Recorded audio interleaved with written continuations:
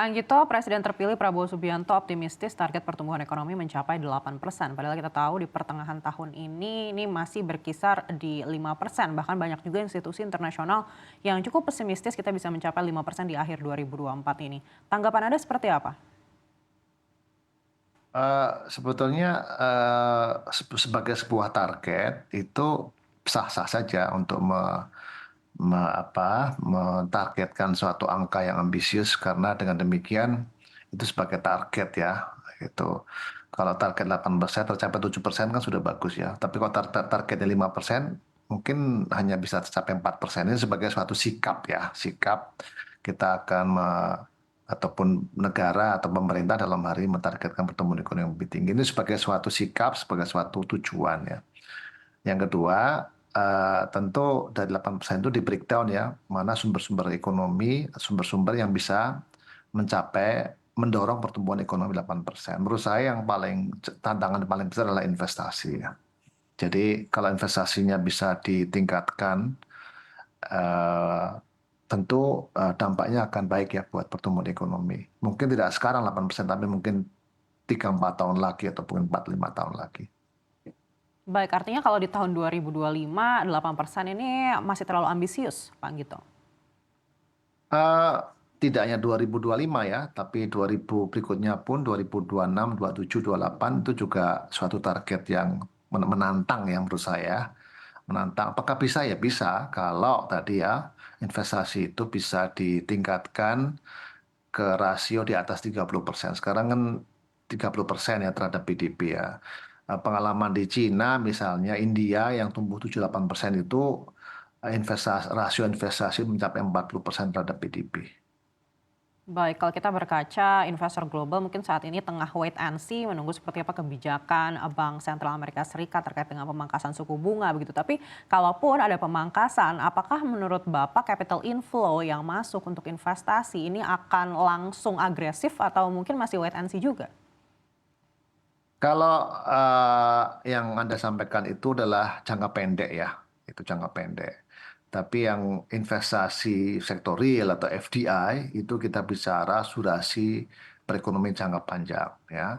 Kalau jangka panjang mungkin kurang sensitif kepada isu-isu global saat ini ya. Investor kalau itu investasi strategis itu melihatnya 20-30 tahun ke depan ya. Jadi dari sisi itu sebetulnya Indonesia punya potensi untuk bisa mendorong pertumbuhan ekonomi 8% dengan tadi ya dengan syarat investasi itu bisa mencapai at least 40% dari PDB. Baik, lalu apa yang harus dilakukan pemerintah Indonesia saat ini, terutama di masa transisi, untuk bisa mengundang lebih banyak lagi investasi jangka panjang yang masuk untuk bisa mendukung target 8% tersebut? Ya dua hal ya, dua hal. Jadi investasinya itu harus mengikutsertakan penyertaan dari pemerintah ya. Itu penting untuk memancing masuknya investor asing. Itu yang pertama ya. Jadi harus ada pancingan lah. Pancingan itu bisa berupa permodalan, bisa berupa regulasi, bisa berupa insentif ya, dan lain sebagainya.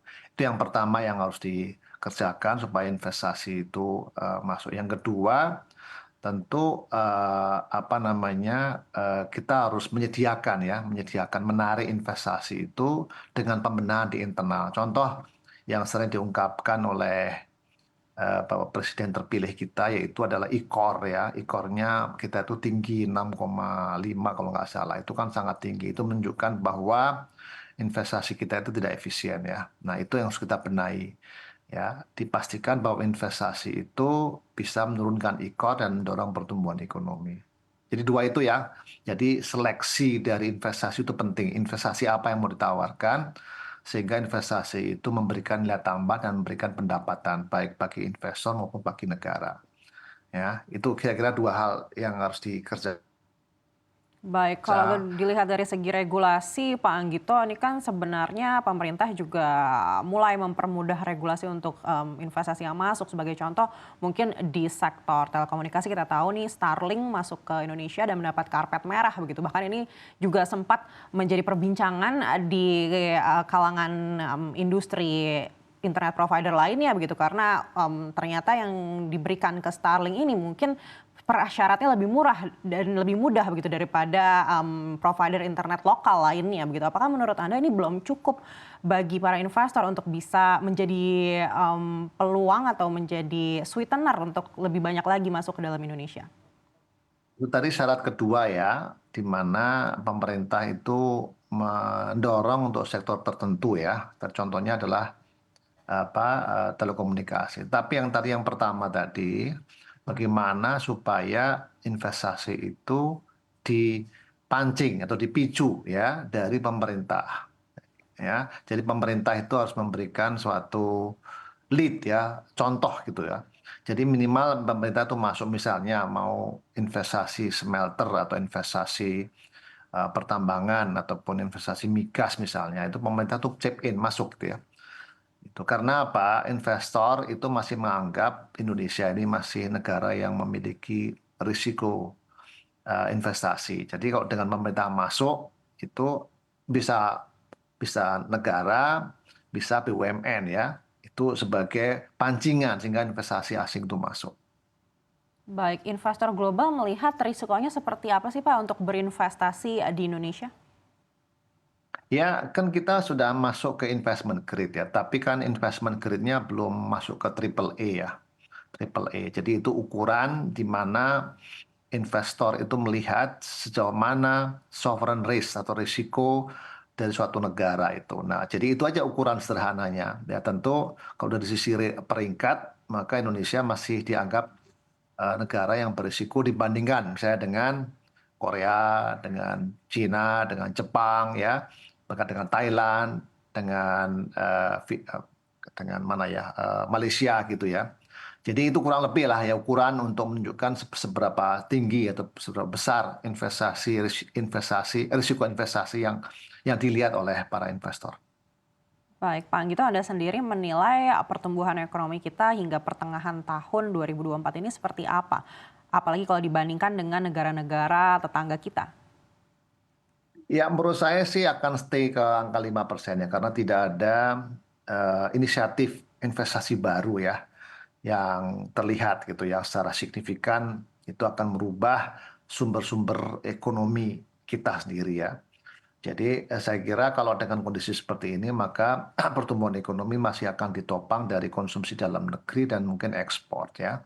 Sementara investasi itu akan tetap bertengger di bawah 30% dan ikornya masih cukup tinggi 6% ya. Maka itu sebenarnya belum memenuhi syarat untuk bisa tumbuh di atas 5% gitu. Baik, tapi Bapak sendiri masih optimistis hingga akhir tahun pertumbuhan ekonomi kita masih bisa menyentuh 5%? Saya masih optimis ya karena sumber yang berasal dari domestic consumption itu bisa menjamin 3% pertumbuhan ekonomi ya.